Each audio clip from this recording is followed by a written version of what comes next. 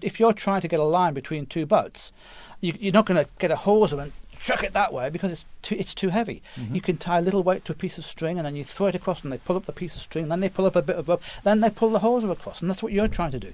You're trying to get them interested in taking a small bite, and then you increase the information. Good.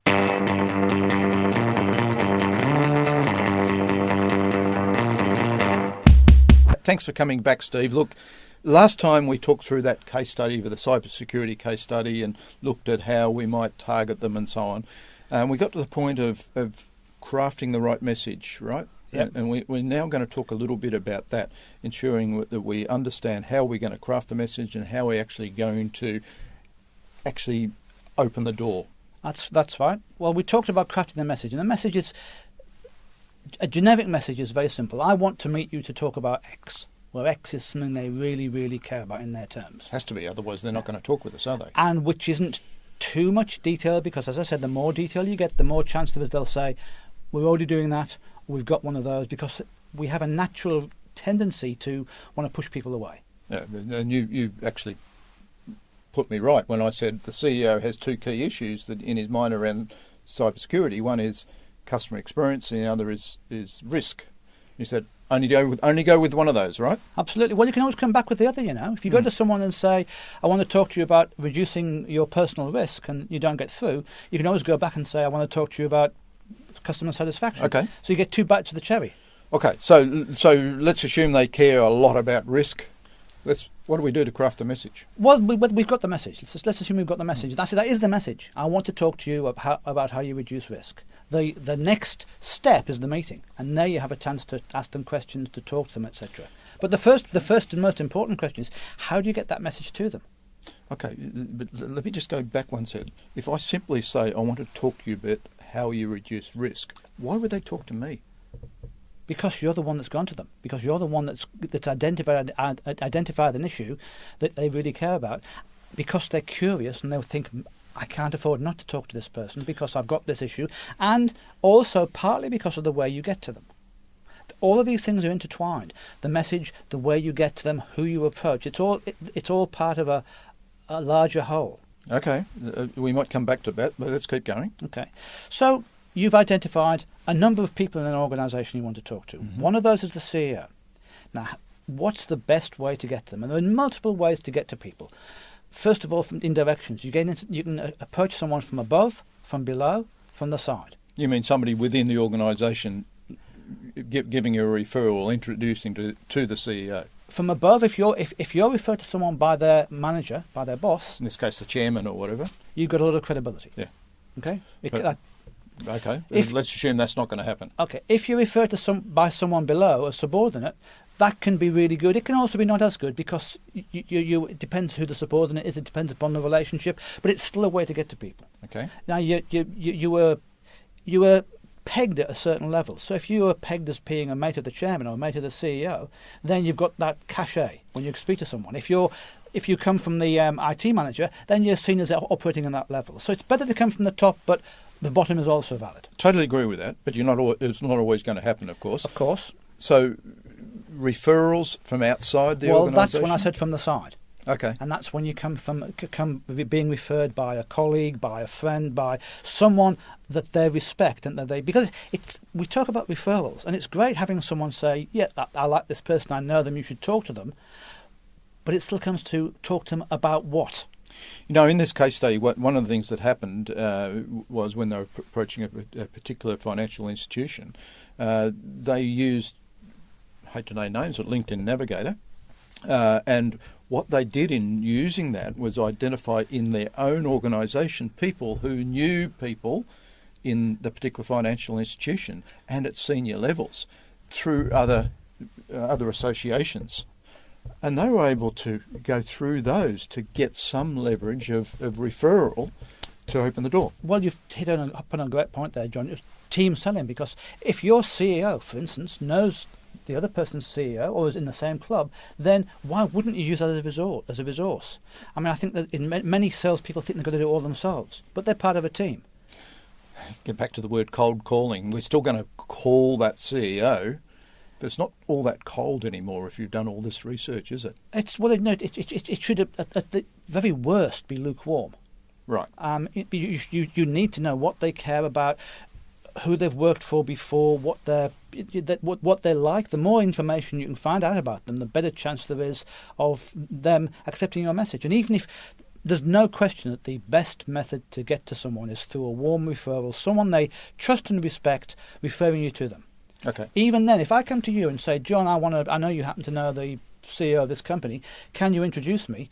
You're not just going to do it automatically. You're going to say, well, what's it about? Why? You've got your credibility and reputation as well. And let's go back to that thing when I said we'll bring it up again. If you just say, I want to talk to you about security or risk in that case, hey, I think we really need to put some sort of value proposition statement on the table. We need to give them a valued reason why they should allow us to talk about risk. Absolutely, but the first thing you're trying to do is make first contact. It's a step-by-step process. The first thing, if you contact someone and say, in this example, we want to talk to you about how we can help you, risk's too generic. There's so many different types of risk, and anyone can say that. But if you say how we can help you reduce personal liability of directors in the company, that's more specific, and that's specific enough to them to want to know more. Now, what are they going to do? They're either going to agree to a meeting, or they're going to say, well, tell me more. And when they say tell me more, then you can send them an email and you can expand upon that. Or quote it. But you want it to be the smallest step possible. Okay. And then when they say tell me more, then you can say, okay, we work with banks like so-and-so, and we help them reduce this risk and that risk. Again, you don't want to give away too much, because you're trying to... It's like... do you boat? Do you sail? Yes, I loved it. Okay, well, if you're trying to get a line between two boats, you're not going to get a hawser and chuck it that way, because it's too heavy. Mm-hmm. You can tie a little weight to a piece of string, and then you throw it across, and they pull up the piece of string, then they pull up a bit of rope, then they pull the hawser across, and that's what you're trying to do. You're trying to get them interested in taking a small bite, and then you increase the information. Good analogy, Steve. Okay. So the question is, how do you get the message to them? The best way is through referral. As you said, if you cast your net wide and see how you can get that referral, that's wonderful. Sometimes it doesn't work, and sometimes referrals can be dangerous, because it's tempting to take a referral to the wrong level. You need to qualify a referral, is what you're saying. Not just that, but you need to be referred to the right level. Yeah, of course. Yeah. But if I'm trying to get to the CEO, and I can cast my net out and find people in my network that may know that CEO, then obviously, as long as I qualify, that person has the right sort of relationship, and that person is able to introduce me in the right way, or open the door in one way or another. That's correct. Yeah, that's right. So referrals are absolutely really important if you can get it. If you can't, then you've got to fall back on the traditional methods: telephone, email, LinkedIn. All with that simple message.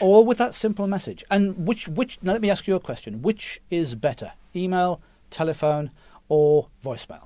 It all depends on the individual you're approaching. Exactly. So you use what you can, and you use what there is. And one of the best ways to communicate a simple message to a senior executive is via their PA or EA.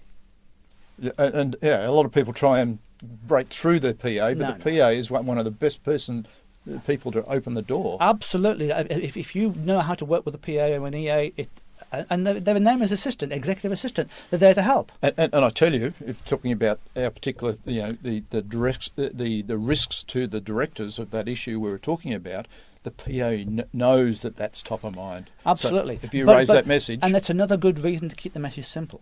If you go to a PA and say, I'd like to talk to your boss about reducing directors' personal liability, that's an easy message to pass on. If you say, hi, look, this is Steve, and I'm from such and such a company, and we do cyber security, and we do this, that, and the other, they're not going to pass that on. No. They're going to say, some security guy. I'll send you the IT guy or whatever. Yeah. So that's another good reason to keep the initial message as simple and clear as possible. All right. Well, I think we covered this enough. So if you were going to summarise for the audience out there, what's the bottom line? The bottom line is, know who you want to talk to, work out how you get to them, do your research, think about it from their perspective, think about what they really care about in their company, in their role, with their personal prejudices. Okay, so again, there's debate about cold calling. You're actually getting rid of that word cold, and you're really working out how it's going to be warm or hot to open that door. That's absolutely correct. But sooner or later, you've got to pick that phone up. Oh, sooner. If you can get the research done, the quicker the better. Yeah. Okay. Yeah. Simple message, maybe not so simple in some contexts, but prospecting will never be easy, but do it the right way and follow all the processes that Steve's talked about. You'll find that you will open the door many, many more times. Now, Steve, thank you. I would say one more thing. Yep. It's better to prospect to a small amount of companies really effectively than to prospect to a lot of companies really badly. And it's better to actually do it, having done all your research, and do a smaller number of prospecting calls than do straight cold calls, bang, bang, bang, bang, bang, with very low success rate. That's correct. And no, for two reasons. First of all, it doesn't work. And secondly, you annoy an awful lot of potential customers with those You cold actually calls. destroy your brand, don't you? You do. You know, I'm John Smiber from XYZ. XYZ starts getting, don't want to talk to these guys. All they do is, waste my time. Yeah. Steve, thank you very much. I really appreciate the time, and Me too, hopefully John. that's been a good value for the audience out there.